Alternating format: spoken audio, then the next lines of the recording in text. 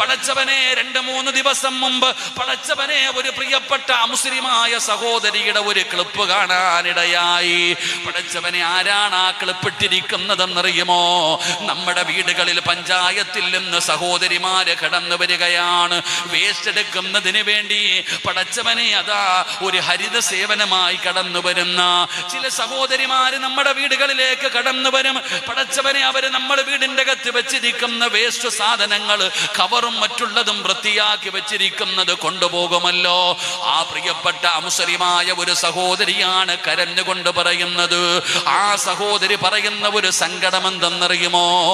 ഇന്ന സ്ഥലത്ത് ഇന്ന വാർഡിൽ നിന്ന് കൊണ്ടുവന്ന വേസ്റ്റിന്റെ അകത്ത് പടച്ചവനെ കുറച്ചു ദിവസങ്ങളായി, 1 പ്രാവശ്യമല്ല, 2 പ്രാവശ്യമല്ല, 3 പ്രാവശ്യമല്ല, പല പ്രാവശ്യമായി എനിക്ക് സഹിക്കാൻ കഴിയുന്നില്ല. വേസ്റ്റിന്റെ അകത്ത് അല്ലാഹുവിന്റെ വിശുദ്ധമായ ഖുർആനിന്റെ പേജുകൾ കിടക്കുകയാ. അല്ലാഹുവിന്റെ കലാം, അല്ലാഹുവിന്റെ കലാം, പരിശുദ്ധമായ ഖുർആൻ ഉണ്ടല്ലോ, വീട്ടിൽ നിന്ന് കൊടുത്തുവിടുന്ന വേസ്റ്റിന്റെ അകത്ത് കിടക്കുകയാണ്. ആ സഹോദരി കരഞ്ഞുകൊണ്ട് പറയുന്നു, നിങ്ങൾക്കിത് നിസാരമായിരിക്കാം, നിങ്ങൾക്കിത് വലിയ കാര്യമൊന്നും ആയിരിക്കില്ല, പക്ഷേ എനിക്ക് ബഹുമാനമുണ്ട്. ഈ ഖുർആനിനോട് എനിക്കൊരു ബഹുമാനമുണ്ട്, എനിക്കൊരു സ്നേഹമുണ്ട്. അതുകൊണ്ട് മേലിൽ ഇങ്ങനെ ചെയ്യരുതെന്ന് പടച്ചവനെ ഒരു മുസ്ലിമായ സഹോദരി പറയുമ്പോ അല്ലാഹുവിന്റെ പരിശുദ്ധമായ ഖുർആനിന് കൊടുക്കേണ്ട പരിഗണന നമ്മളിൽ പലരും കൊടുക്കുന്നില്ല. അല്ലാഹുവിന്റെ പ്രവാചകൻ സല്ലല്ലാഹു അലൈഹി വസല്ലമ തങ്ങൾ നമ്മളെ വല്ലാതെ ഇഷ്ടപ്പെട്ടിരുന്നു. ചെറുപ്പക്കാരാ, നീ ഇഷ്ടപ്പെട്ടാലും നീ ഇഷ്ടപ്പെട്ടില്ലെങ്കിലും പരിഗണിച്ചാലും പരിഗണിച്ചില്ലെങ്കിലും അല്ലാഹുവിന്റെ പ്രവാചകന് നമ്മളോട് ഓരോരുത്തരോടും വല്ലാത്ത സ്നേഹമായിരുന്നു. അത് മനസ്സിലാക്കണമെങ്കിൽ മഹാനായ നബിയുനാ റസൂലുള്ളാഹി സ്വല്ലല്ലാഹു അലൈഹി വസല്ലമ തങ്ങളുടെ ചരിത്രം വായിച്ചു നോക്ക്. അല്ലാഹുവിന്റെ പ്രവാചകന് ജന്നത്തുൽ ബഖീയിലേക്ക് കടന്നു ചെല്ലുകയാണ്. മദീനത്ത് പോകുന്നവരാണല്ലോ. അല്ലാഹുവിന്റെ റസൂലിന്റെ പ്രിയപ്പെട്ട പൊന്നാര മകള് കിടക്കുന്ന ഫാത്തിമ കിടക്കുന്ന പ്രവാചകന്റെ ഭാര്യമാര് കിടക്കുന്ന പ്രവാചകന്റെ സ്വഹാബത്ത് കിടക്കുന്ന ജന്നത്തുൽ ബഖീ എന്ന് പറയുന്ന ഖബർസ്ഥാൻ, അവിടേക്ക് നമ്മൾ കടന്നു പോകുന്നവരാ. അല്ലാഹുവിന്റെ പ്രവാചകന് ജന്നത്തുൽ ബഖീയിലേക്ക് കടന്നു പോകുമ്പോ നിബിതങ്ങൾ അവിടെ നിന്ന് ദുആ ചെയ്യുന്നു. എന്റെ സഹോദരങ്ങളെ, എന്റെ കൂടപ്പിറപ്പുകളെ ഞാൻ എന്നാണ് കാണുന്നത്? എന്റെ കൂടപ്പിറപ്പുകളെ ഞാൻ എന്നാണ് കാണുന്നത്? അല്ലാഹുവിന്റെ പ്രവാചകൻ അവിടെ നിന്ന് ദുആ ചെയ്യുകയാണ്. അതാ സ്വഹാബത്ത് ചോദിക്കുന്നു, നബിയേ, യാ റസൂലല്ലാഹ്, അല്ലാഹുവിന്റെ പ്രവാചകരെ, അങ്ങയുടെ കൂടപ്പിറപ്പുകൾ അങ്ങ് തിരയുന്നല്ലോ, അങ്ങയുടെ സഹോദരങ്ങളെ അങ്ങ് കാണാൻ ആഗ്രഹിക്കുന്നല്ലോ. നബിയേ, ഞങ്ങളല്ലേ നബിയേ, ഞങ്ങളല്ലേ അങ്ങയുടെ സഹോദരങ്ങള്, ഞങ്ങളല്ലേ അങ്ങയുടെ കൂടപ്പിറപ്പുകള്? അല്ലാഹുവിന്റെ പ്രവാചകന്റെ കൂടെ നടക്കുന്ന സ്വഹാബത്ത് നബിതങ്ങളോട് ചോദിച്ചപ്പോ അല്ലാഹുവിന്റെ റസൂല് പറഞ്ഞു, സ്വഹാബാ, നിങ്ങൾ എന്റെ അനുചരന്മാരാണ്, നിങ്ങൾ എന്റെ സ്വഹാബത്താണ്, നിങ്ങൾ എന്റെ സ്വഹാബത്താണ്. അല്ലാഹുവിന്റെ പ്രവാചകനോട് സ്വഹാബത്ത് ചോദിക്കുന്നു, യാ റസൂലല്ലാഹ്, അല്ലാഹുവിന്റെ നബിയേ, പിന്നെ ആരാ നബിയേ? അങ്ങയുടെ സഹോദരങ്ങൾ ആരാണ്? അങ്ങയുടെ കൂടപ്പിറപ്പുകൾ ആരാ? നിബിതങ്ങൾ പറയുന്നു, അങ്ങ് അല്ലാഹുവിന്റെ റസൂലിന്റെ സഹോദരങ്ങൾ ആരാണ്? നിബിതങ്ങൾ കാത്തിരിക്കുന്ന ആ വിഭാഗം ആരെന്നറിയുമോ? നിബിതങ്ങളെ സ്വഹാബത്തിനോട് പറയുകയാണ്, നിങ്ങൾ എന്നെ കണ്ടിട്ട് സ്നേഹിച്ചവരാണ്, എന്റെ കൂടെ നടന്നിട്ട് സ്നേഹിച്ചവരാണ്, നിങ്ങൾ എന്നെ നേരിട്ട് കണ്ടവരാണ്, നിങ്ങൾ എന്റെ കൂടെ ഭക്ഷണം കഴിച്ചവരാണ്, നിങ്ങൾ എന്റെ കൂടെ യാത്ര ചെയ്തവരാണ്, നിങ്ങൾ എപ്പോഴും എന്നെ കണ്ടുകൊണ്ടിരിക്കുന്നവരാണ്, നിങ്ങൾ എന്റെ പ്രഭാഷണം കേൾക്കുന്നവരാണ്, നിങ്ങൾ എന്നെ കണ്ടിട്ടാ സ്നേഹിച്ചത്, നിങ്ങൾ എന്നെ കണ്ടിട്ടാ സ്നേഹിച്ചത്. എങ്കിൽ സ്വഹാബാ, പുറകിലൊരു വിഭാഗം വരും. സ്വഹാബാ, പുറകിലൊരു വിഭാഗം കടന്നു വരികയാണ്. അവർ ജീവിതത്തിൽ ഒരിക്കലും എന്നെ കണ്ടിട്ടില്ല, എന്റെ പ്രഭാഷണം കേട്ടിട്ടില്ല, എന്റെ കൂടെ യാത്ര ചെയ്തിട്ടില്ല, എന്റെ കൂടെ നടന്നിട്ടില്ല, ഞാൻ എങ്ങനെയാണ് ഇരിക്കുന്നതെന്ന് പറഞ്ഞ അറിവ് മാത്രമേ അവർക്കുള്ളൂ. എന്നാലും സ്വഹാബാ, അവരുടെ ഉപ്പയേക്കാൾ, അവരുടെ ഉമ്മയേക്കാൾ, അവരുടെ ഭാര്യയേക്കാൾ, അവരുടെ മക്കളെക്കാൾ എന്തിന് അവന്റെ ജീവന്റെ ജീവനായി എന്നെ ഇഷ്ടപ്പെടുന്ന ഒരു വിഭാഗം വരും സ്വഹാബ. അവരെയാണ് ഞാൻ കാത്തിരിക്കുന്നതെന്ന് ആദരവായ പ്രവാചകൻ നബി മുഹമ്മദ് മുസ്തഫ സല്ലല്ലാഹു അലൈഹി വസല്ലമ തങ്ങൾ പറയുമ്പോൾ അത് നമ്മളെ കുറിച്ചാരോ പറഞ്ഞത്, അത് നമ്മളെ കുറിച്ചാണ് പറഞ്ഞത്. നമ്മൾ നബി തങ്ങളെ ജീവിതത്തിൽ ഒരിക്കലും കണ്ടിട്ടില്ല, നബി തങ്ങളുടെ സംസാരം കേട്ടിട്ടില്ല, നബി തങ്ങളുടെ കൂടെ യാത്ര ചെയ്തിട്ടില്ല. എന്നിട്ടും നമ്മൾ അല്ലാഹുവിന്റെ പ്രവാചകനെ സ്നേഹിക്കുകയാണ്. 1501 ജന്മദിനമല്ലേ കടന്നു വരുന്നത്. ആ പ്രവാചകനെ നമ്മൾ വല്ലാതെ സ്നേഹിക്കുന്നുണ്ടോ? നമ്മളെ നബി തങ്ങൾ സ്നേഹിക്കുന്നു, നമ്മളെ നബി തങ്ങൾ സ്നേഹിക്കുന്നു. നമ്മളെ കാണാ മുത്തുനബി എവിടെ നിന്ന് കാത്തിരിക്കുകയാണ്. എത്രത്തോളം സ്നേഹമെന്നറിയുമോ? അള്ളാന്റെ റസൂൽ എന്നെ സ്നേഹിച്ചതിന്റെ ആഴം എനിക്കറിയാം. നമ്മൾ ഓരോരുത്തരും പഠിക്കണമടോ, പ്രവാചകൻ നമ്മളെ എത്രത്തോളം സ്നേഹിച്ചതെന്നറിയുമോ? ഒരു ദിവസം അല്ലാഹുവിന്റെ പ്രവാചകന് വീട്ടിലേക്ക് കടന്നു വരികയാ. ഭാര്യയായ ആയിഷ ബീബി റളിയല്ലാഹു തആല അൻഹ അല്ലാഹുവിന്റെ പ്രവാചകനോട് ചോദിക്കുന്നു, യാ റസൂലല്ലാഹ്, അല്ലാഹുവിന്റെ നബിയേ, എന്നെ വല്ലാത്ത ഇഷ്ടമാണോ നബിയേ? എന്നോട് സ്നേഹമുണ്ടോ നബിയേ? ആയിഷ ബീബി റളിയല്ലാഹു തആല അൻഹയുടെ ചോദ്യമാണ്. നബി തങ്ങൾ പറഞ്ഞു, ആയിഷ,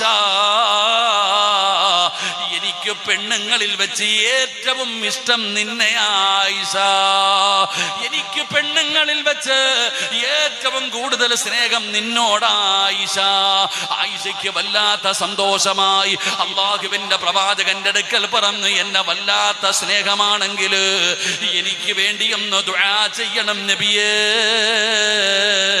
എനിക്ക് വേണ്ടി ഒന്ന് ദുആ ചെയ്യണം നബിയേ. അല്ലാഹുവിന്റെ പ്രവാചകൻ പറഞ്ഞു, നിനക്ക് വേണ്ടി ഞാൻ ദുആ ചെയ്യാം. ആയിഷ പറഞ്ഞു, പോരാ, പ്രത്യേകമായിട്ട് ദുആ ചെയ്യണം, ഇപ്പൊ തന്നെ ദുആ ചെയ്യണം.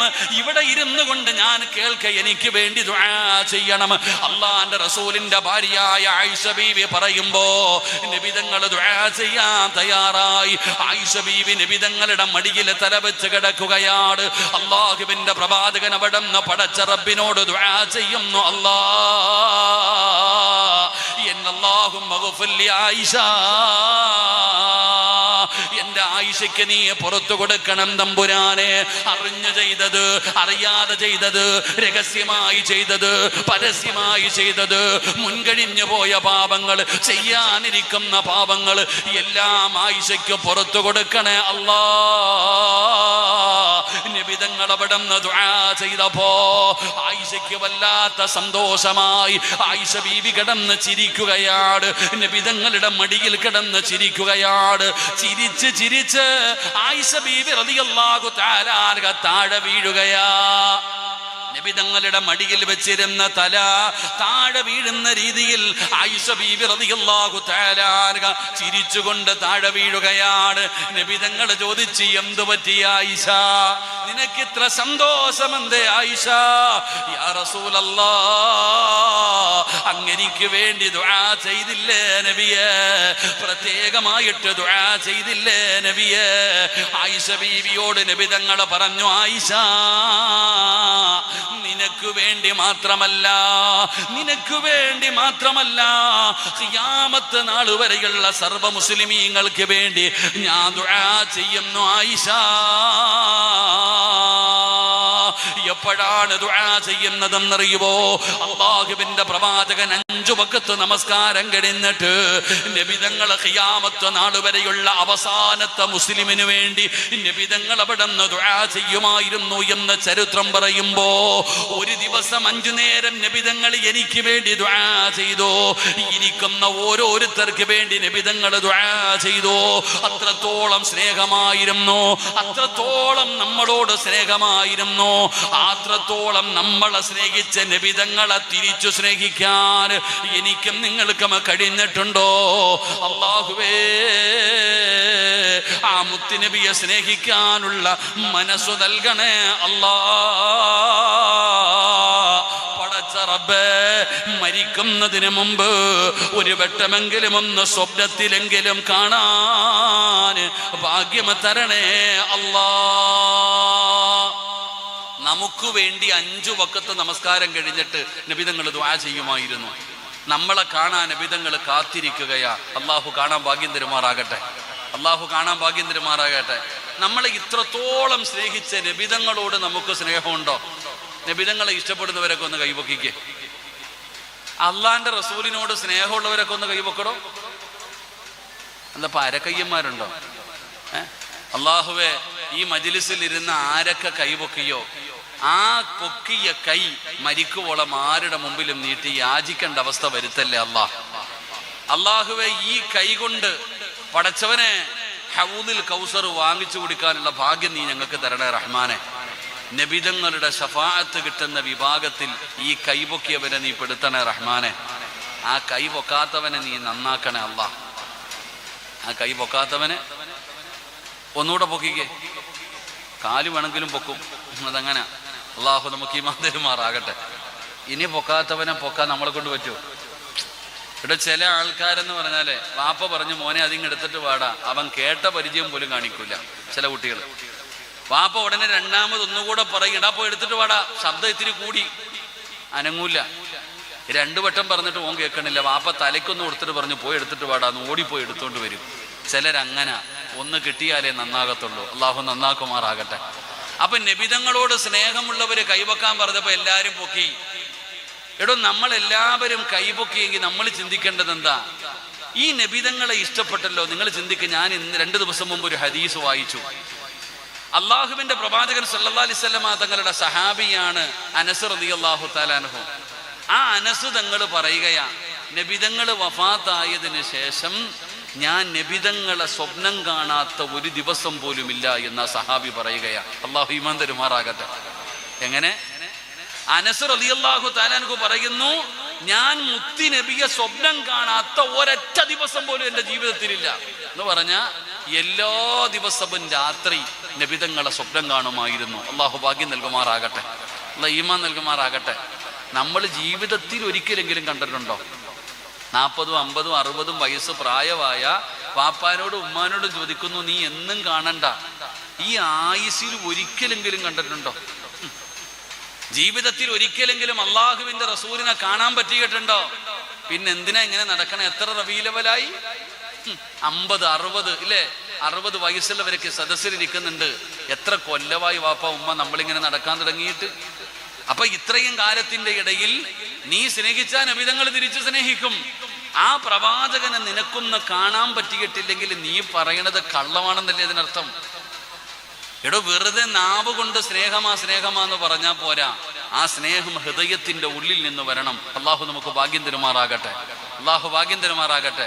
നബിതങ്ങളെ മരിക്കുന്നതിന് മുമ്പൊന്ന് കാണാനുള്ള ഭാഗ്യം അള്ളാഹു എനിക്ക് നിങ്ങൾക്ക് നൽകി അനുഗ്രഹിക്കുമാറാകട്ടെ.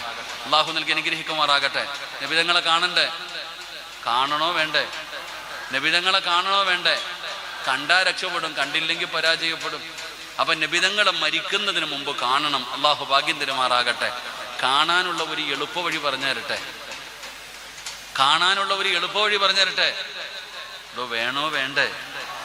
ഒരു എളുപ്പ വഴി. പൈസ ഒന്നും വേണ്ട. നിങ്ങൾ വിചാരിക്കും ഇനി പള്ളിപ്പണിക്ക് ഇപ്പോഴേ തുടങ്ങാൻ പോവാന്ന് പിരിവ്. പള്ളിപ്പണിയുടെ പിരിവ് ഇപ്പോഴേ തുടങ്ങാന്ന്. പൈസ ഒന്നും വേണ്ട. അള്ളാഹുവിന്റെ വിശുദ്ധമായ ഖുർആനിലെ 2 ആയത്തുകൾ ദിവസവും മുടങ്ങാതെ ഓതിയാ മതി. അള്ളാഹു ഭാഗ്യം തരുമാറാകട്ടെ. ഖുർആനിലെ 2 ആയത്തുകൾ ഞാൻ പറഞ്ഞു തരാം. ഈ 2 ആയത്ത് എല്ലാ ദിവസവും ഓതണം, മുടങ്ങരുത്. നിന്റെ കഴിവിന്റെ പരമാവധി എല്ലാ ദിവസവും 2 ആയത്തുകൾ പാരായണം ചെയ്താൽ ആ മദീനത്ത് റൗളയ്ക്കകത്ത് കിടക്കുന്ന നബിതങ്ങൾ നിന്നെ കാണാൻ മട്ടന്നൂര് വരും. അള്ളാഹു നമുക്ക് ഭാഗ്യം തരുമാറാകട്ടെ. അള്ളാഹു കാണാൻ ഭാഗ്യം തരുമാറാകട്ടെ. 2 ആയത്ത് ഓതൂല്ലേ? 2 ആയത്ത് ഓതൂല്ലേ? ഒരു നല്ല ഇൻഷാ അല്ലാഹ് പറ. ഒരു നല്ല ഇൻഷാ അല്ലാഹ് പറ. ഇൻഷാ അല്ലാഹ് അള്ളാഹു പഠിക്കാൻ ഭാഗ്യം തരുമാറാകട്ടെ. 11:15 ആകുമ്പോൾ പറഞ്ഞു തരാം. ഇപ്പൊ 10 മണിയല്ലേ ആയുള്ളൂ. ഇൻഷാ അല്ലാഹ് 11:15 പ്രസംഗം നിർത്തുമ്പോൾ ഞാൻ പറഞ്ഞു തരാം ആ 2 ആയത്ത്. അള്ളാഹു പഠിക്കാൻ ഭാഗ്യം തരുമാറാകട്ടെ. എൻ്റെ പ്രിയപ്പെട്ട സഹോദരങ്ങളെ, എല്ലാവരും പറഞ്ഞു നബിതങ്ങളോട് വല്ലാത്ത സ്നേഹമാണെന്ന്. എന്നാൽ ഒരാൾക്ക് നബിതങ്ങളോട് ആത്മാർത്ഥമായിട്ട് സ്നേഹമുണ്ടെങ്കിൽ അവന്റെ ജീവിതത്തിൽ 4 അടയാളം കാണാം. ഒരാൾക്ക് അള്ളാഹുവിന്റെ പ്രവാചകനോട് ആത്മാർത്ഥമായിട്ട് സ്നേഹമുണ്ടെങ്കിൽ അവൻ്റെ ജീവിതത്തിൽ 4 അടയാളങ്ങൾ കാണാൻ കഴിയും. അള്ളാഹു പഠിക്കാൻ ഭാഗ്യം തരുമാറാകട്ടെ. ഈ പറയുന്ന അടയാളം എനിക്കോ നിങ്ങൾക്കോ ഉണ്ടെങ്കിൽ നമ്മൾ പറഞ്ഞത് സത്യം, ഇല്ലെങ്കിൽ കള്ളം. അള്ളാഹു നമ്മളെ കാക്കുമാറാകട്ടെ. അള്ളാഹു നമ്മളെ കാക്കുമാറാകട്ടെ. അള്ളാഹു നമ്മളെ കാത്തുരക്ഷിക്കുമാറാകട്ടെ. എൻ്റെ പ്രിയപ്പെട്ട സഹോദരങ്ങളെ, ആ 4 കാര്യങ്ങളിൽ ഒന്നാമത്തത് എന്താ? ഈ നിൽക്കണ ചങ്ങായിമാർക്ക് ഇരിക്കാൻ വഴിയൊന്നും ഇല്ലപ്പാ, ഞാനും കൂടെ ഇരുന്നോട്ടെ, ഇപ്പം എനിക്ക് കാലുവേന എടുക്കുന്നു. എൻ്റെ പ്രിയപ്പെട്ട സഹോദരങ്ങൾ, അള്ളാഹുവിൻ്റെ പ്രവാചകൻ സല്ലല്ലാഹു അലൈഹി വസല്ലമ തങ്ങളെ ഒരു മനുഷ്യൻ ആത്മാർത്ഥമായിട്ട് സ്നേഹിക്കുന്നുണ്ടെങ്കിൽ അവനിലുണ്ടാകുന്ന ഒന്നാമത്തെ അടയാളം എന്താ? ഇങ്ങോട്ട് നോക്ക്. ആ മനുഷ്യനിലുണ്ടാകുന്ന ഒന്നാമത്തെ അടയാളം അള്ളാഹുവിന്റെ പരിശുദ്ധമായ ഖുർആൻ പറയുകയാണ്, ഏതെങ്കിലും ഒരു മനുഷ്യൻ അള്ളാഹുവിന്റെ പ്രവാചകനെ ആത്മാർത്ഥമായിട്ട് സ്നേഹിക്കുന്നുണ്ടോ, ആ സ്നേഹിക്കുന്നവനിൽ കാണുന്ന ഒന്നാമത്തെ അടയാളം എന്തെന്നറിയുമോ? വത്തബഅ നൂറല്ലദീ ഉൻസില ആ നബിതങ്ങൾ കൊണ്ടുവന്ന പരിശുദ്ധമായ ഖുർആൻ ഉണ്ടല്ലോ, അള്ളാഹുവിന്റെ റസൂലല്ലേ ഖുർആൻ കൊണ്ടുവന്നത്. മഹാനായ മുഖറബുൽ അംലാഖും മലക്കു ജിബ്രീൽ അലൈഹിസ്സലാം അള്ളാന്റെ റസൂലിന്റെ മുമ്പിലേക്ക് 40-ാമത്തെ വയസ്സിൽ ഇറങ്ങി വരികയാണ്. ഇഖ്റ ബിസ്മി റബ്ബിക്കല്ലദീ ഖലഖ് ഖലഖൽ ഇൻസാന മിൻ അലഖ്. പരിശുദ്ധമായ ഖുർആനിന്റെ ഒന്നാമത്തെ ആയത്ത് ഓതി കൊടുക്കുകയാണ്. 114 സൂറത്തുകൾ, 6600-ൽ പരം വരുന്ന ആയത്തുകൾ അവസാനമായിട്ട് നബിതങ്ങളുടെ മുമ്പിൽ വന്നിട്ട് ഓതിയ ആയത്തേതാ? അതാ പറയുന്നു, വത്തഖൂ യൗമൻ തുർജഊന ഫീഹി ഇലല്ലാഹ്. ഈ കൊണ്ടുവന്ന പരിശുദ്ധമായ ഖുർആൻ, ഈ കൊണ്ടുവന്ന വിശുദ്ധമായ ഖുർആൻ അത് നബിതങ്ങൾ കൊണ്ടുവന്നതാണ്. ആ നബിതങ്ങൾ കൊണ്ടുവന്ന ഖുർആൻ ജീവിതത്തിൽ മുറുകെ പിടിക്കണം. അതാടോ നബിതങ്ങളോടുള്ള സ്നേഹം. അള്ളാഹുവിന്റെ പ്രവാചകനെ ഇഷ്ടപ്പെടുന്നവൻ അവന്റെ ജീവിതത്തിൽ ഉണ്ടാകുന്ന ഒന്നാമത്തെ ഗുണമെന്താണ്? അവൻ അള്ളാന്റെ വിശുദ്ധമായ ഖുർആൻ അവിടെ നിന്ന് മുറുകെ പിടിക്കുകയാണ്. അള്ളാഹു നന്നാകാൻ വേണ്ടി തന്ന ഗ്രന്ഥമാണ് ഖുർആൻ. അള്ളാഹു എനിക്കും നിങ്ങൾക്കും നന്നാകുന്നതിന് വേണ്ടി തന്നതാണ് വിശുദ്ധമായ ഖുർആൻ. ആ ഖുർആനിന് ഒരു മനുഷ്യനെ സ്വർഗത്തിൽ കൊണ്ടുപോകാനുള്ള അർഹതയുണ്ട്, നരകത്തിലേക്ക് കൊണ്ടുപോകാനുള്ള അവകാശമുണ്ട്. ആ പരിശുദ്ധമായ ഖുർആൻ മുറുകെ പിടിക്കണം. ആ ഖുർആൻ പറയുന്ന രീതിയിൽ ജീവിക്കണം.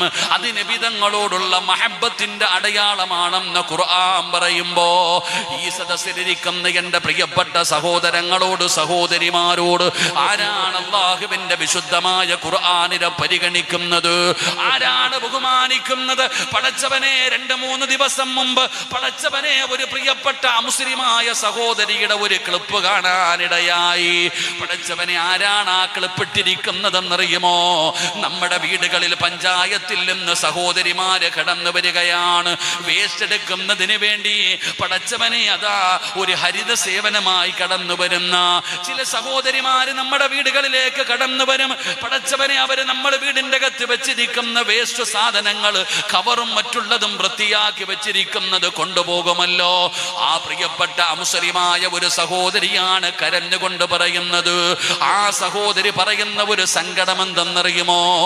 ഇന്ന സ്ഥലത്ത് ഇന്ന വാർഡിൽ നിന്ന് കൊണ്ടുവന്ന വേസ്റ്റിന്റെ അകത്ത് പടച്ചവനെ കുറച്ചു ദിവസങ്ങളായി, 1 പ്രാവശ്യമല്ല 2 പ്രാവശ്യമല്ല 3 പ്രാവശ്യമല്ല പല പ്രാവശ്യമായി എനിക്ക് സഹിക്കാൻ കഴിയുന്നില്ല.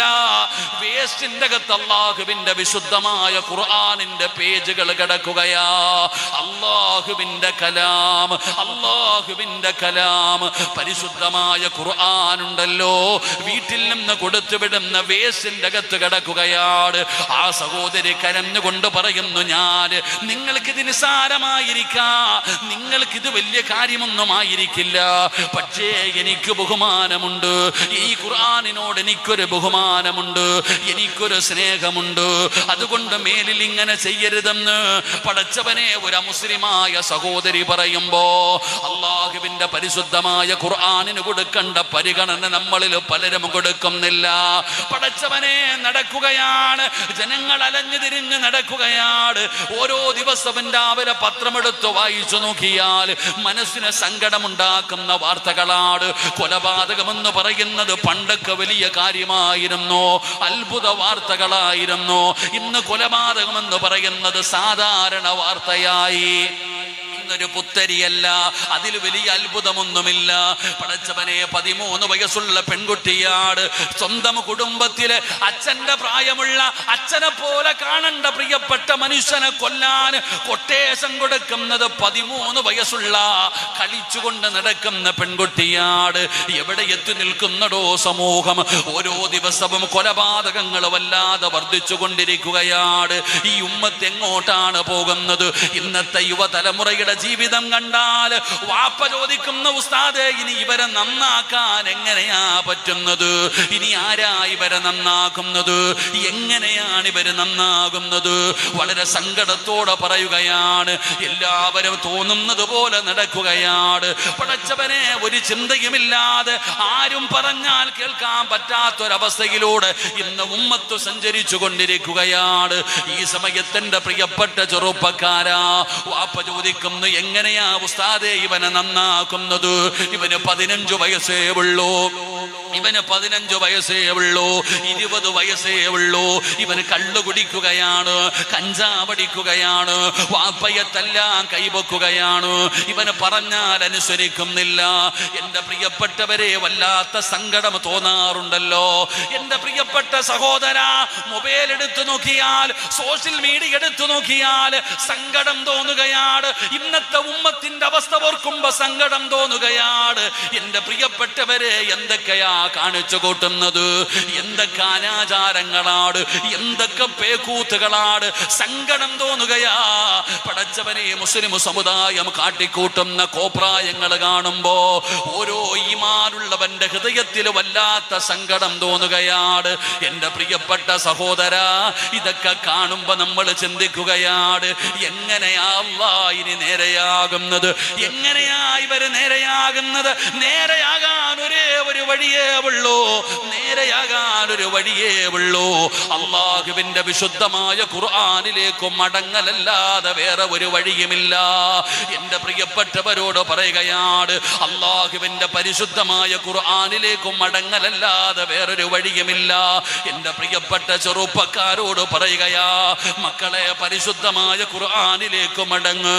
വാപ്പാ, ഖുർആനിലേക്ക് മടങ്ങലല്ലാതെ വേറൊരു വഴിയുമില്ല.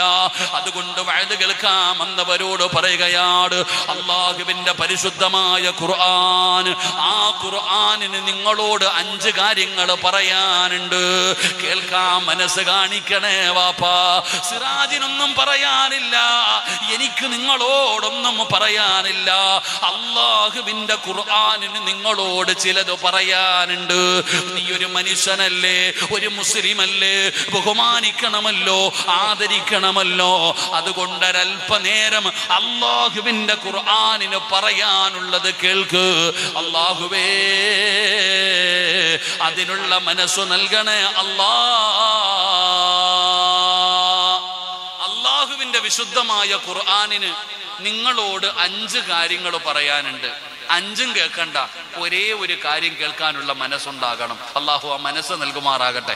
പ്രിയപ്പെട്ടവരോട് പറയുന്നു, അല്ലാഹുവിന്റെ വിശുദ്ധമായ ഖുർആൻ, ആ ഖുർആനിന് നമ്മളോട് പറയാനുള്ള 1ാമത്തെ കാര്യം എന്തെന്നറിയുമോ? ചെറുപ്പക്കാരാ, വഅദ് കേൾക്കുന്ന പെങ്ങളെ, അല്ലാഹുവിന്റെ ഖുർആനിന് നിന്നോട് പറയാനുള്ള 1ാമത്തെ കാര്യം എന്താ? ഉമ്മാ, ഓതുന്നത് ഖുർആനാണെന്നുള്ള ബോധമെങ്കിലും നിനക്കുണ്ടാകണേ. 1ാമതായിട്ട് ഖുർആൻ നമ്മളോട് പറയുന്ന കാര്യമാണ്, ഓതുന്നത് കലാമാണെന്നുള്ള ഓർമ്മയുണ്ടാകണം. ഈ ലോകം മുഴുവനും അടക്കി ഭരിക്കുന്ന രാജാതിരാജനായ മലിക്കുൽ ജബ്ബാറായ ലോകത്തിന്റെ അധിപനായ പടച്ച റബ്ബിന്റെ കലാമാണ് ഖുർആൻ. ഒന്നുമില്ലാതെ തൊടാൻ പാടില്ല, ഒന്നുമില്ലാതെ തൊടാൻ പാടില്ല. ഖിബിലയുടെ നേരെ ഇരുന്ന് വേണം ഖുർആൻ ഓതേണ്ടത്. ആ ഖുർആൻ ഖുർആൻ ഓതുന്നതിന്റെ ഇടയിൽ സംസാരിച്ച 40 ദിവസത്തെ അമല് നഷ്ടപ്പെട്ടു പോകുമെന്നാണ്. ആ ഖുർആൻ ഓതുന്നതിന്റെ ഇടയിൽ സംസാരിക്കാൻ പോലും പാടില്ല. അത് ബഹുമാനത്തോടു കൂടി കാണേണ്ട ഗ്രന്ഥമാണ്. അതുകൊണ്ട് അല്ലാഹുവിന്റെ ഖുർആൻ പറയുന്ന ഒന്നാമത്തെ കാര്യം, എടാ ചെറുപ്പക്കാരാ, അല്ലാഹുവിന്റെ കലാമാണെന്നുള്ള ബോധമെങ്കിലും നിനക്കുണ്ടാകണം. എന്റെ പ്രിയപ്പെട്ടവരെ, നമുക്ക് ആ ബോധമില്ലല്ലോ. അല്ലാഹുവിന്റെ ഖുർആനാണെന്നുള്ള ചിന്തയില്ലല്ലോ. അതുണ്ടായിരുന്നെങ്കിൽ വേസ്റ്റിന്റെ അകത്ത് ഖുർആൻ വലിച്ചെറിയില്ലായിരുന്നു, അലമാരിയുടെ ഉള്ളിലിരുന്നിട്ട് പൊടിയടിച്ചിരിക്കില്ലായിരുന്നു. അതുകൊണ്ട് അതിനോട് കാണിക്കേണ്ട ബഹുമാനം കാണിക്കാതിരിക്കില്ലായിരുന്നു. അതുകൊണ്ട് എന്റെ പ്രിയപ്പെട്ടവരോട് പറയുകയാണ്, അല്ലാഹുവിന്റെ വിശുദ്ധമായ ഖുർആൻ, ആ ഖുർആനിന് കൊടുക്കേണ്ട സ്ഥാനം കൊടുക്കണമടോ, അതിന് കൊടുക്കേണ്ട മഹത്വം കൊടുക്കണമടോ, അതിന് കൊടുക്കേണ്ട പരിഗണന കൊടുക്കണമടോ. ആ പരിഗണന കൊടുക്കാതെ വന്നാൽ അല്ലാഹു തരുന്ന ശിക്ഷ എന്തെന്നറിയുമോ? കള്ളു കുടിക്കുന്നവന്റെ ശിക്ഷയല്ല, വ്യഭിചരിക്കുന്നവന്റെ ശിക്ഷയല്ല, പലിശ തിന്നുന്നവന്റെ ശിക്ഷയല്ല, ശിർക്ക് ചെയ്തവന്റെ ശിക്ഷയല്ല, സിഹ്ർ ചെയ്തവന്റെ ശിക്ഷയല്ല. പടച്ചവനെ, അല്ലാഹുവിന്റെ ഖുർആനിനെ ബഹുമാനിക്കാത്തവന് അല്ലാഹു കൊടുക്കുന്ന ശിക്ഷ എന്താണെന്നറിയുമോ സഹോദരാ? എടോ, ഖുർആനിനെ കുറിച്ച് പഠിക്ക്, അല്ലാഹുവിന്റെ ഖുർആനിനെ കുറിച്ച് മനസ്സിലാക്കൂ. ഖുർആനിന്റെ മഹത്വം എന്തെന്നറിയുമോ? ഏത് നന്നാകാത്തവനെയും ഖുർആൻ നന്നാക്കും ചെറുപ്പക്കാരാ. ഏത് നന്നാകാത്തവനെയും ഒരിക്കലും നന്നാകില്ലെന്ന് പറഞ്ഞ് എഴുതി തെള്ളിയവര് നന്നാക്കിയത് വഅദായിരുന്നില്ല, പ്രഭാഷണങ്ങളായിരുന്നില്ല. ഒരിക്കലും നന്നാകില്ലെന്ന് പറഞ്ഞു വലിച്ചെറിഞ്ഞവര് നന്നാക്കിയത് ഖുർആനാ. അല്ലാഹുവേ, നമ്മൾ മദീനത്ത് കടന്നു പോകുമല്ലോ, അല്ലാഹുവിന്റെ പ്രവാചകന്റെ റൗള ശരീഫ് കാണാൻ പോകുന്നവരാണല്ലോ. പടച്ചവനെ, ഞാൻ ഈ പരിശുദ്ധമായ റബീഉൽ അവ്വലിൽ മുത്തുനബിയുടെ ചാരത്തേക്ക് കടന്നു ചെന്നു. പ്രവാചക സ്നേഹികളുടെ ഒരു സംഗമമാടോ റബീഉൽ അവ്വൽ മാസം. അല്ലാഹുവിന്റെ പ്രവാചകന്റെ റൗള ശരീഫിന്റെ മുറ്റത്തേക്ക് കടന്നു ചെല്ലുമ്പോൾ പടച്ചവനെ, മനസ്സിൽ ഓരോ വല്ലാത്ത ഒരു കുളിർമയാണ്, രോമാഞ്ചമുണ്ടാവുകയാണ്. ആ പുച്ചക്കബ്ബ കാണുമ്പോ മനസ്സിൽ വല്ലാത്ത ഒരു ആനന്ദമാണ്. നബിതങ്ങളുടെ റൗള ശരീഫിന്റെ മുന്നിലേക്ക് ക്യൂ നിന്ന് വളരെ കഷ്ടപ്പെട്ടുകൊണ്ട് ഓരോ ചുവട്ടടി എടുത്തു വെച്ചുകൊണ്ട് മുത്തുനബിയുടെ റൗളയുടെ മുമ്പിൽ ചെല്ലുമ്പോ എന്റെ കൂടെ ഒരു പ്രായമുള്ള പിതാവുണ്ട്, ഒരു പ്രായമുള്ള മനുഷ്യനുണ്ട്. എന്റെ മുമ്പിൽ നടന്നു പോകുന്നത് പടച്ചവരെ ഒരു 90 വയസ്സ് കഴിഞ്ഞ പ്രായമുള്ള ഒരു മനുഷ്യരാ. 85-90 വയസ്സുള്ള ഒരു മനുഷ്യന് അല്ലാ നേരെ നിൽക്കാൻ കഴിയാതെ വളഞ്ഞു നടന്നു പോകുന്ന ആ പ്രായമുള്ള വാപ്പയുണ്ടല്ലോ. അല്ലാഹുവിന്റെ പ്രവാചകന്റെ റൗള ശരീഫിന്റെ മുറ്റത്തു ചെന്നപ്പോ ആ തല ഇങ്ങനെ ഒന്നുയർത്തുകയാണ്, ആ തല ഇങ്ങനെ ഉയർത്തുകയാണ്. അല്ലാ, ആ മനുഷ്യന്റെ കണ്ണുനീരിങ്ങനെ ഒഴുകുകയാണ്. നരച്ച താടിയിലൂടെ കണ്ണുനീരിങ്ങനെ ഒഴുകുന്നുണ്ട്. ആ മനുഷ്യനിങ്ങനെ തല ഉയർത്തിയിട്ട് അസ്സലാത്തു വസ്സലാമു അലൈക യാ സയ്യിദി യാ റസൂലല്ലാഹ്. ഒരു സലാം ഇങ്ങനെ പറഞ്ഞപ്പോ ആ മനുഷ്യരൊന്ന് സലാം പറഞ്ഞപ്പോ അറിയാതെ ശരീരം അങ്ങ് കോരിത്തെരിച്ചു പോവുകയാണ്. ആ റൗള ശരീഫിന്റെ അകത്ത് കിടക്കുന്ന സ്വഹാബിയാ സയ്യിദുനാ ഉമർ ഇബ്നുൽ ഖത്താബ്. ഉമർ ഇബ്നുൽ ഖത്താബ് റളിയല്ലാഹു തആല അൻഹു ആരാണെന്നറിയുമോടാ ചെറുപ്പക്കാരാ? ഇന്ന് ഉമർ തങ്ങളുടെ പേര് കേൾക്കുമ്പോ നീ റളിയല്ലാഹു തആല അൻഹു എന്ന് പറയുന്നല്ലോ. ഈ ഉമർ ആരായിരുന്നെന്നറിയുമോ? എടാ, ഇബ്ലീസിന് ലോകത്ത് ഒരാളെയേ പേടിയുള്ളൂ. സാക്ഷാൽ ഇബ്ലീസിന് ലോകത്ത് ഒരാളെ പേടിയുള്ളൂ. ആരെയാ പേടിയെന്നറിയുവോ? മഹാനായ സയ്യിദുനാ ഉമർ ഇബ്നുൽ ഖത്താബ്. ഉമർ വരുന്ന വഴിയിലൂടെ പോലും ഇബ്ലീസിന് നടക്കാൻ പേടിയാ. ഉമർ വരുന്ന വഴിയിലൂടെ പോലും ഇബ്ലീസിന് നടക്കാൻ പേടിയാ. ഈ ഉമർ ആരായിരുന്നെന്നറിയോ? ഈ ഉമർ ആരായിരുന്നെന്നറിയുമോ? ഖത്താബിന്റെ മകൻ ഉമറിനൊരു കാലമുണ്ടായിരുന്നു ചെറുപ്പക്കാരാ, ഖത്താബിന്റെ മകൻ ഉമറിനൊരു കാലമുണ്ടായിരുന്നു. പടച്ചവനെ, ഒരിക്കൽ ഒരാൾ വന്നിട്ട് പറഞ്ഞു, ഖത്താബിന്റെ മകൻ ഉമർ മുസ്ലിമായി, ഖത്താബിന്റെ മകൻ ഉമർ മുസ്ലിമായി. അയൽവാസിയോടാ പറയുന്നത്. ഉമറിന്റെ സ്വഭാവം നല്ലതുപോലെ അറിയുന്ന അയൽവാസിയോട് ഒരാൾ വന്നിട്ട് പറഞ്ഞു ഉമർ മുസ്ലിമായെന്ന്. അയൽവാസിയുടെ മറുപടി എന്തെന്നറിയോ? ഈ വീടിന്റെ മുറ്റത്ത് കെട്ടിക്കിട്ടിരിക്കുന്ന കഴുത മുസ്ലിമായെന്ന് പറ. ഈ നിൽക്കുന്ന കഴുത ഷഹാദത്ത് കലിമ പറഞ്ഞ് മുസ്ലിമായെന്ന് പറ. ഞാൻ വിശ്വസിക്കാൻ തയ്യാറാണ്. പക്ഷേ ഖത്താബിന്റെ മകൻ ഉമർ മുസ്ലിമാകില്ല. കാരണം ഉമറിന്റെ സ്വഭാവം അത്രയും മോശമാണ്. ഈ ഉമർ നന്നായത് എങ്ങനെയെന്നറിയുമോ? ഒരു പ്രവാചകന്റെ വയത് കേട്ടിട്ടല്ല, ഒരു നസീഹത്ത് കേട്ടിട്ടല്ല. ഈ ഉമർ നന്നായത് എങ്ങനെയാണെന്നറിയോ? കഅബയുടെ കില്ല പിടിച്ചിട്ട് ഉമർ പ്രഖ്യാപിക്കുകയാണ്, മുഹമ്മദിന്റെ തലയുമായിട്ടല്ലാതെ ഞാൻ ഇനി മടങ്ങി വരൂല. അല്ലാഹുവിന്റെ പ്രവാചകന്റെ തല വെട്ടുന്നതിന് വേണ്ടി ഖത്താബിന്റെ മകൻ ഉമർ കുതിരപ്പുറത്തു പാഞ്ഞു പോകുമ്പോ ഒരാൾ ചോദിക്കുന്ന, ഉമറേ എവിടെ പോവുകയാണ്? മുഹമ്മദിനെ നന്നാക്കാൻ പോവുകയാണ്, മുഹമ്മദിന്റെ തലയെടുക്കാൻ പോവുകയാണ്. ചോദിച്ച മനുഷ്യൻ പറഞ്ഞു, ഉമറേ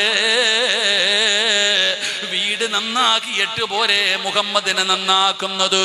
നിന്റെ സഹോദരി ഫാത്തിമ മുസ്ലിമായിരിക്കുകയാ, നിന്റെ സഹോദരി ഫാത്തിമ മുസ്ലിമായിരിക്കുകയാ. ആദ്യം പോയിട്ട് കൂടപ്പിറപ്പിനെ നന്നാക്കടാ, എന്നിട്ട് മുഹമ്മദിനെ നന്നാക്കൂ. ഉമറിന് വല്ലാത്ത കോപമായി. ഖത്താബിന്റെ മകൻ ഉമർ നേരെ വീട്ടിലേക്ക് കടന്നു ചെല്ലുകയാണ്. ഫാത്തിമ എന്ന് പറയുന്ന കൂടപ്പിറപ്പും ഭർത്താവും ഖുർആൻ ഓതുകയാ. ഉമർ വീട്ടിലേക്ക് കടന്നു ചെല്ലുമ്പോ അവര് ഖുർആൻ പാരായണം ചെയ്യുകയാണ്. അല്ലാഹുവേ,